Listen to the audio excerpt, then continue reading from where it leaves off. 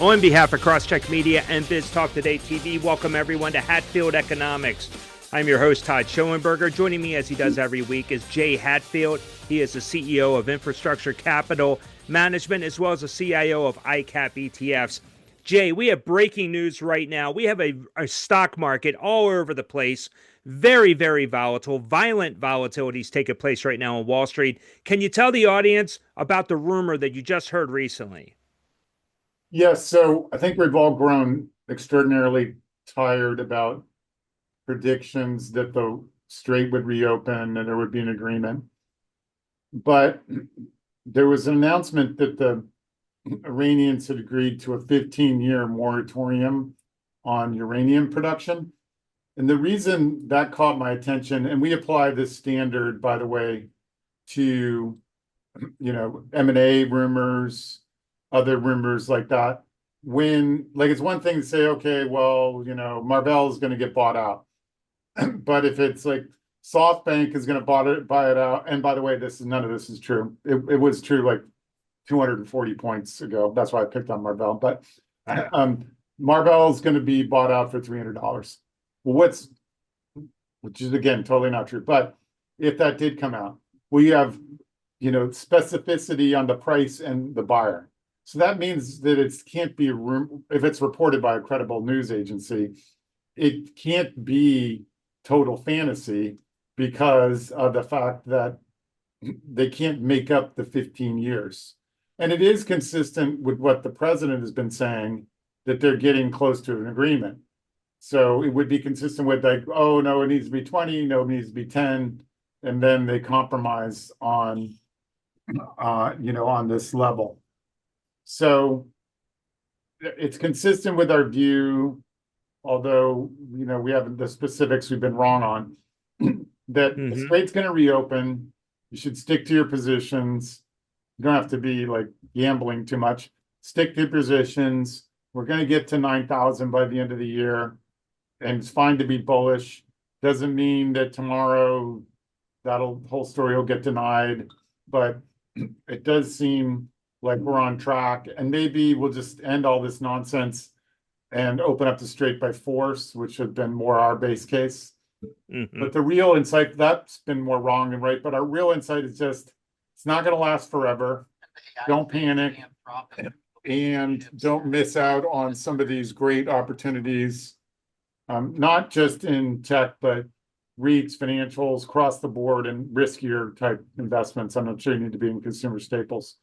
Yeah, we're somewhere between 82. If they're just this nonsense goes on for the rest of the year, we're at 8,200. It's not that great, by the way.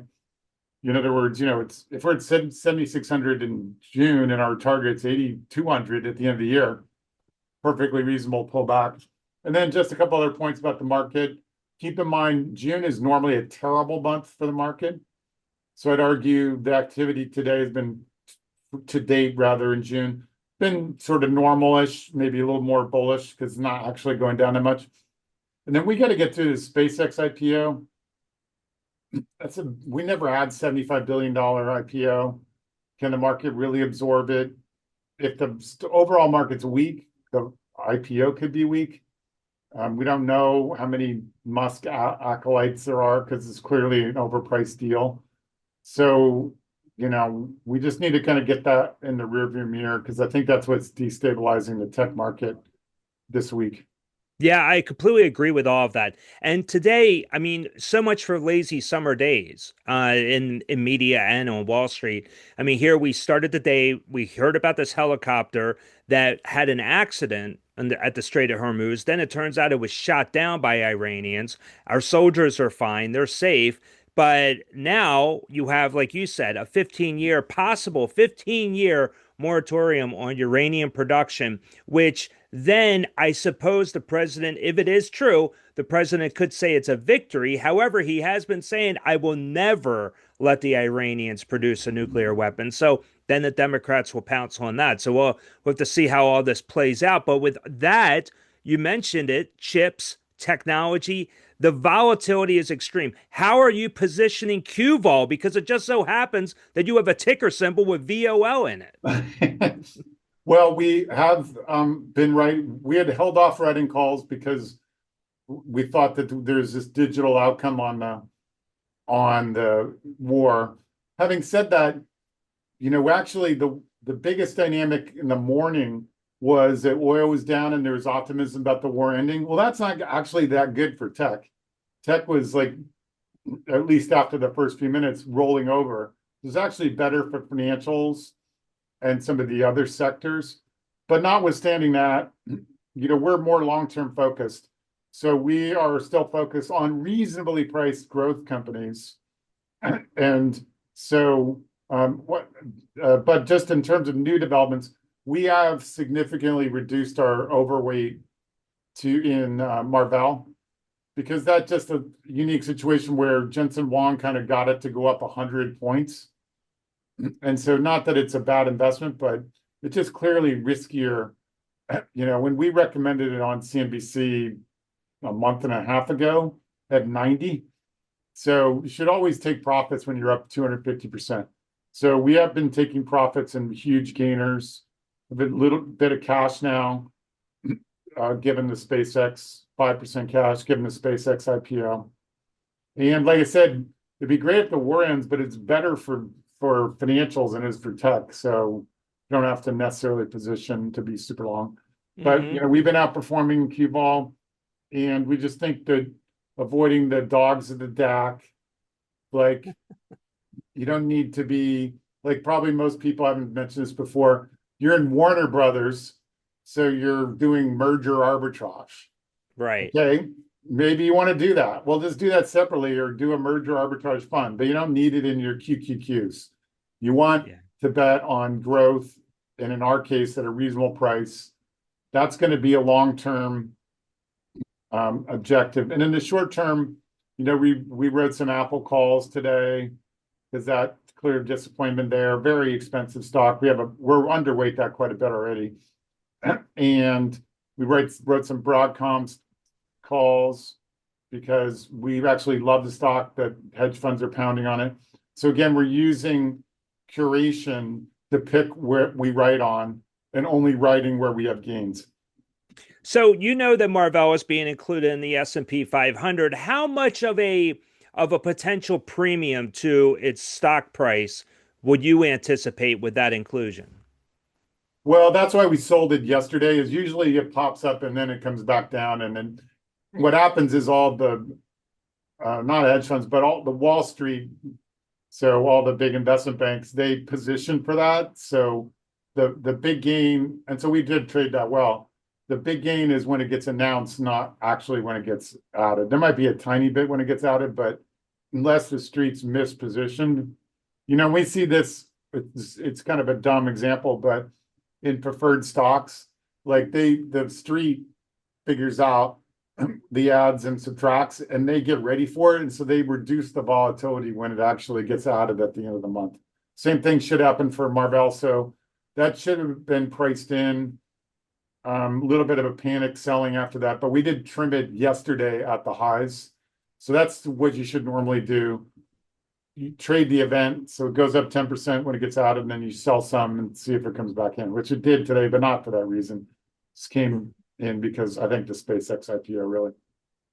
Yeah, and let's talk about the SpaceX IPO. So, do you believe that this is the biggest IPO since Alibaba?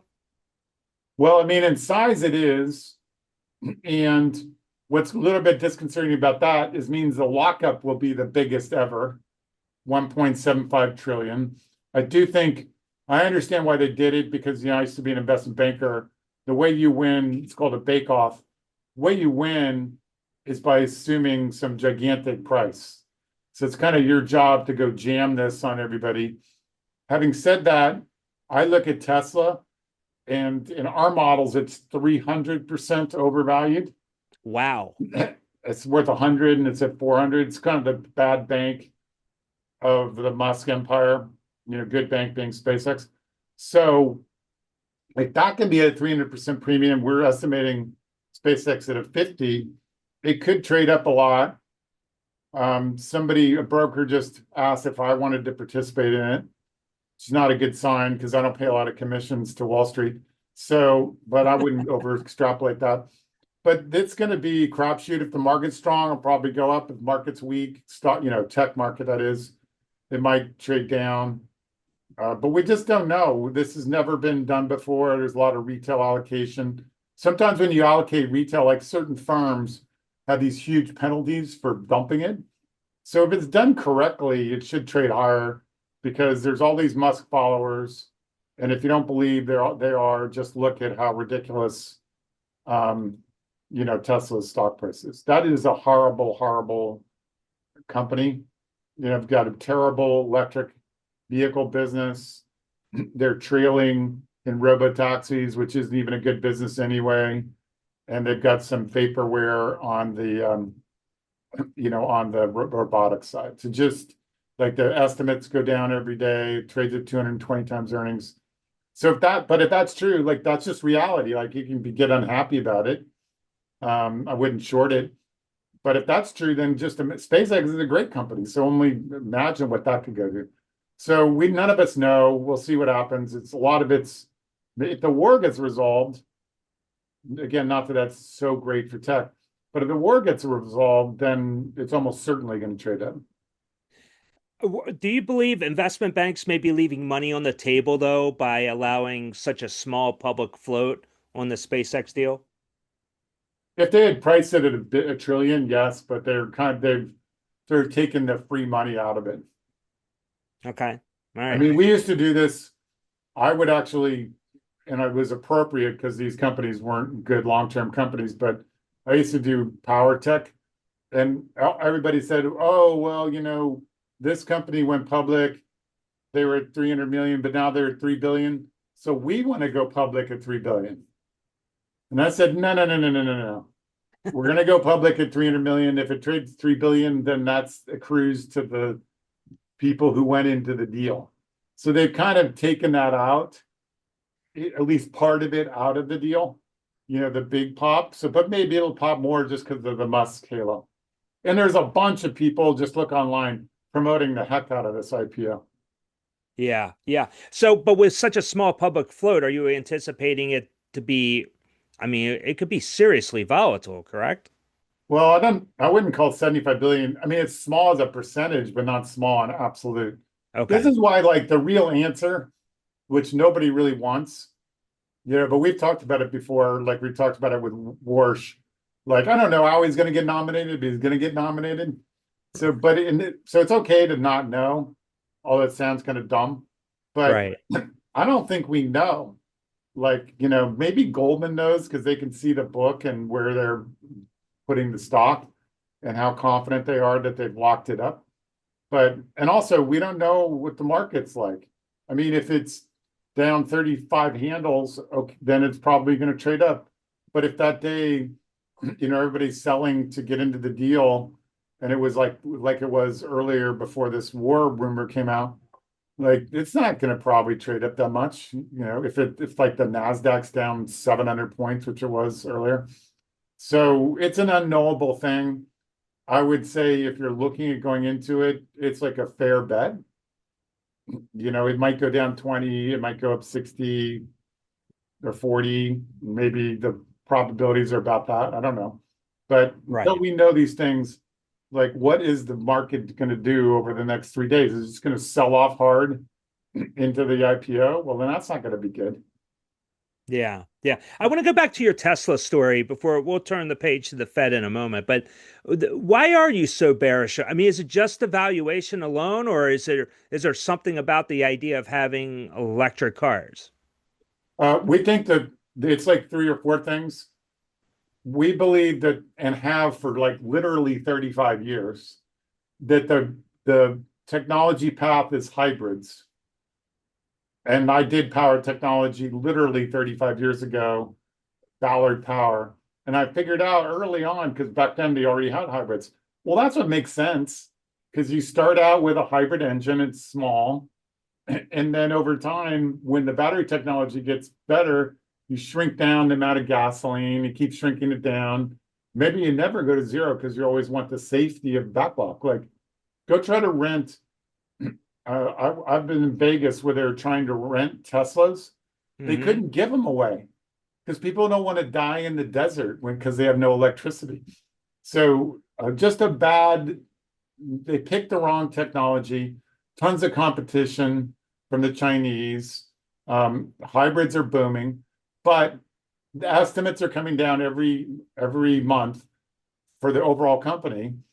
So not a good core business, massively overvalued. Ford and GM traded like 6 times earnings, trading at 220 times earnings. And then total vaporware on robotics, vaporware so far on self-driving and robo-taxis. And more importantly, this is the bad bank. That's why Musk promised to buy it. He put all the great businesses in SpaceX. Look at his AI. It has, it has Starlink, the space part of the business. Those are all great. It has the AI infrastructure business, the data center business. So that's the good bank, and Tesla's the bad bank. Now he's going to bail it out, which you might argue is fraudulent because it really is worth 100, not 400. And he's everything he said would happen has not happened. The Mm. cheap car. Now they're not even going to make all the other models. Everything was just a complete vaporware. But nobody seems to care. It still stays at 400. And that's why the really thing is not to get mad about it, but just learn from it. Like, okay, SpaceX could go to 4 trillion. Who knows if that's overvalued by 300%.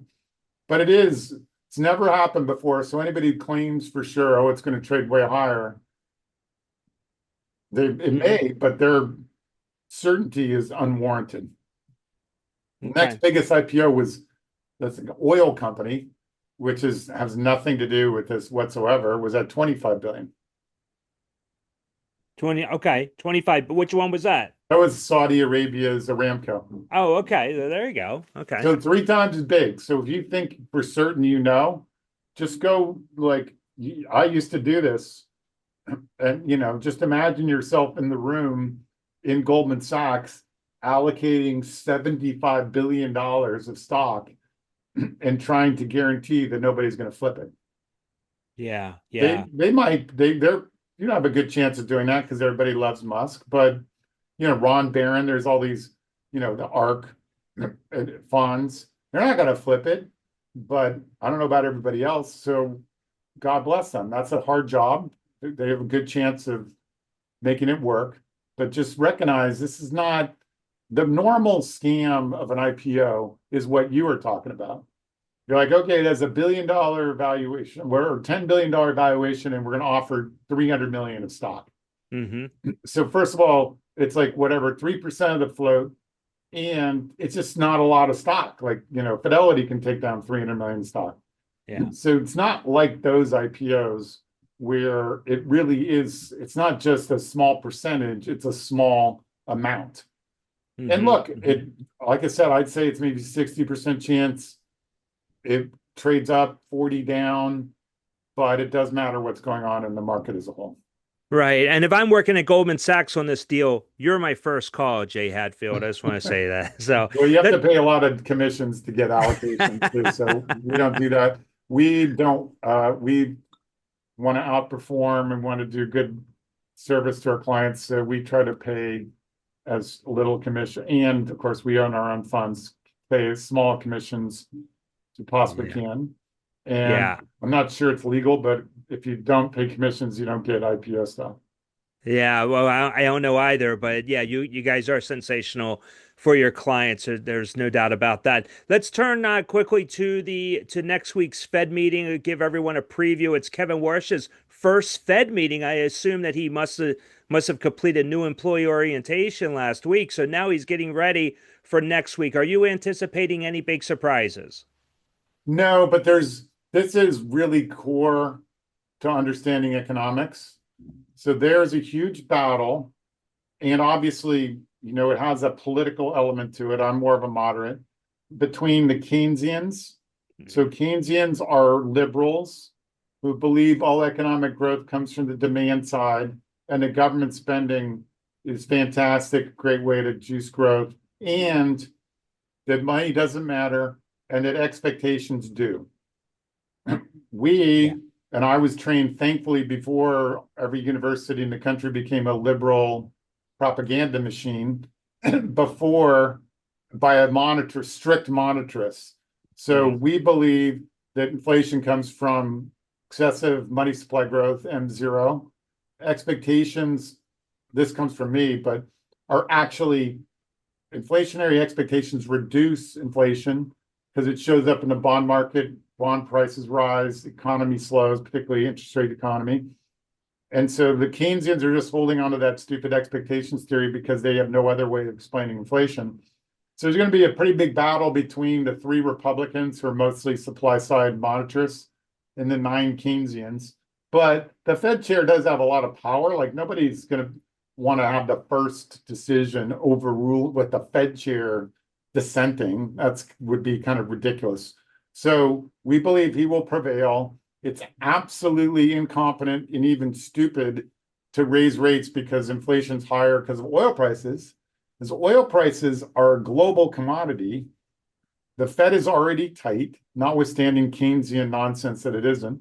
The interest rate sensitive portion of the economy is in recession. That's absolutely true, data on our website. And so it would be purely insane to raise rates. So they're going to hold neutral. That's kind of 95%. The notion they're going to raise rates at all, ridiculous, even if the strait doesn't reopen. If it does, we're sticking to 3 cuts in the next year because the data does need to show up. Like, we don't think Warsh is just going to be like, oh, inflation's at 3 and we're going to jam it. But he's going to correct the indices either using trim mean or some of the corrections we do. It is already contained without oil.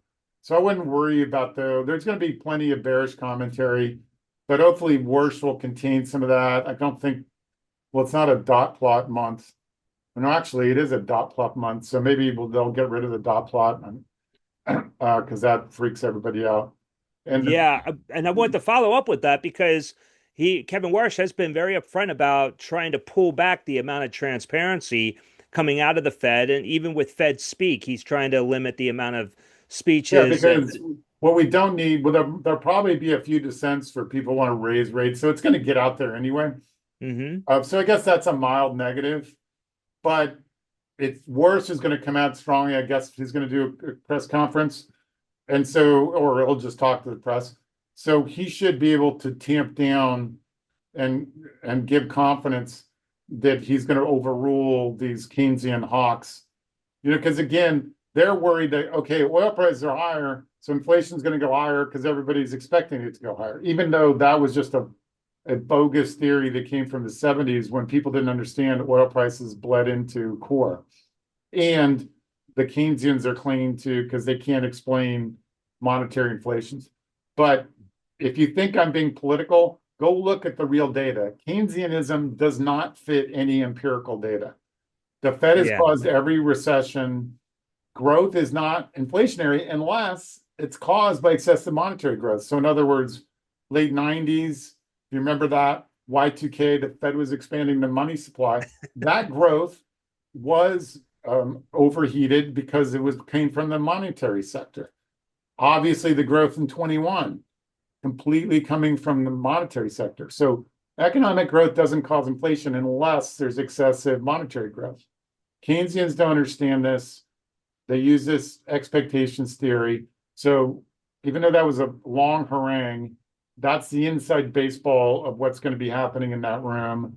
And we believe Warsh will prevail and tamp down. There'll probably be a few dissents, but tamp down this complete nonsense coming out of Keynesianism. And we do believe it's politically motivated. If you were a true economist, you would revise your models because they blew up during the pandemic. Hmm. Hmm. Now, with the drop in communication, though, do you think that we're going to revert back to maybe the Greenspan briefcase indicator? Well, I don't think we'll go far quite that far. I think Warsh hasn't really mastered saying nothing while talking a lot, which was like the Greenspan probably was the all time expert at that. Yeah. So I don't think he's just going to put out gobbledygook. So I think he'll continue to put out more supply side and less of a monetarist, but monetarist type commentary that will be bullish. And these other governors are not going to be completely silenced. So Kashkaris will come up with their nonsense. But the good news is there's going to be a stalemate while the straits closed. And then after the straits closed, we strongly believe and forecast inflation is going to come down like a rock, and then everybody will want to cut. So that's our bull case. We had correctly indicated that there was no chance that Fed was going to cut because the labor market got weak. So we were not surprised by the strong data that came out, although it's not reliable, but strong data that came out last Friday. That was not our thesis. Our thesis is that oil goes back to below 70. We're more bullish about that than almost anyone, but I'm highly confident of that. It's already trading way down and we haven't even opened straight. And when oil comes down, then you'll start to see tariffs rolling off. You'll start to see shelter coming back to what we already know is true. Warsh is going to do some corrections, like use like some of the ones like we do, or maybe more tactical ones like trim mean. So we're strongly believe that the Fed funds market's 100% wrong. Definitely no increases and likely 3 cuts. We're just saying over the next 12 months because we do need the data. Warsh is not going to be able to jam all these Keynesians into cutting rates because he's optimistic about inflation. He's correctly optimistic about inflation, but it's not going to be something that he can just jam onto committee. Right, right. Jay, I want to ask you an academic question, and it's different, sort of different topic. With supply side economics, it does have an ending. Why is that? You would think that that type of policy would continue for decades. I mean, why does it end? We saw that with the Reagan administration. We're not saying we're seeing it now, but there will be an end time. Why is that? Well, do you mean when the Democratic Socialists take over, or Okay. is that what you meant by that? Because I it, didn't think of that. it Okay. is That answers ongoing, my question. but it is ongoing. And again, what's great about economics, like you and I can argue, Trump was at the game. Oh, should we boo him, cheer him? What all these political issues. There's no answer, right? Right. I believe oil is going to go below 70 when the strait reopens. We will know. Okay. You can all come back and you go, oh, Jay, look, it's still at 80. You're an idiot. I think it's going to be, oh, you're right yet again. We're occasionally wrong, but normally right. But well, no, it won't be, oh, actually, I think Biden was a great president and Kamala. There's none of that nonsense. It's like it's either below 70 or it's not. But if you go look at the data, um, investment drives the entire economic cycle. Monetary policy drives investment. And this is the money data. IMF, which is not a conservative bastion, I would argue they're liberal, has Hmm. fantastic data. Economic growth is 80% correlated with savings and investment. Saving and investment have to equal. That's just the economic law. And they even have a number. Every 10% of savings of GDP equals 1.5% growth. So China, you might wonder, well, they're communists. Why do they grow so fast? Well, they save 50 or 45. So 1.5 times 4.5, they average like 5.5%, 6% growth. And that's kind of obvious. Like if you save 20% of your paycheck, guess what? In 10 years, you're going to be, a lot of it come from investment income, but you're going to double your income. This is Yeah. exactly what corporations do, and it's what countries do. It's obvious, and that the data though is overwhelming. This whole demand side stuff is complete nonsense. Investment drives employment. Employment drives consumption. So you need investment, and that's why also last comment. And this whole notion that AI is going to blow up the job market is ridiculous. Get higher returns on investment, more profits, more growth, more jobs. Not the same jobs. Like my son's looking, he's an engineer, and defense companies, they're not reducing all their labor force because of AI. So it's, Yep. it might be different mix. Maybe you don't want to be a software engineer, maybe you want to be an electrician, but the job market clears, wages move up and down between sectors. And what's really great is that the AI boom is not really displacing low income wages. And that would be a problem because you have a $15 minimum wage and you eliminate all low skilled labor, then it won't clear. Like nobody could get a job. But that's not happening. It's higher wage workers. So this whole Keynesian thing, it's out there. That's what everybody was taught. That's what everybody on TV says. But it happens to be 100% wrong. Hmm. And I actually kind of hope that everybody continues to be an idiot because it gives you a huge advantage. Where they're forecasting Fed funds rising and it's really going to go down, creates an opportunity, and interest rates not right this moment in time, but when Strait reopens, the financials they're working today, financials, REITs, because there's just excessive bearishness because of all this Keynesian propaganda, in my opinion. I love it. I think we should change the name to Hatfield Unfiltered. That would be Well, I can be a little bit more, we'll have more time. When you go on national television, you have to keep it pretty truncated and you have to Oh be a yeah. little bit more in the, you never know who the president has watched some of the things I've said. Of course. Yeah, Of so course he you has. don't want to just like go, you can be a little bit more open when you're in a slightly more narrow broadcasting version. Well, I'll reach back out to the administration, see if we can get the president or even Treasury Secretary Besson on the show with us. So we'll That see would what be we can good. do. Or just get a Keynesian. It would be good to have a debate. That would be a great debate, Yeah. actually. Great television. All right, Jay, we're going to leave it there. I know you're busy. I see the Dow has turned positive, so we're maybe moving on back higher for the rest of the day. We'll see what Yeah. happens as we play out the remainder of the trading day. But I do appreciate you joining me. I can't wait to see you again next week, next Tuesday. Thanks, Todd. Great to be on.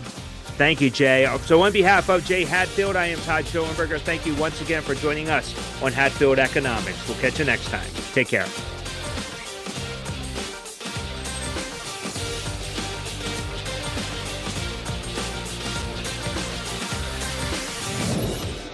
There's more happening behind the headlines, and you deserve the full story. At Biz Talk Today TV, we break down investing, government moves, entertainment business, and even sports gambling, all in one place. Real conversations, smart insights, content that helps you think smarter and stay ahead. Thousands are tuning in. Don't miss what's next. Subscribe now to Biz Talk Today TV on YouTube and join the conversation shaping the future.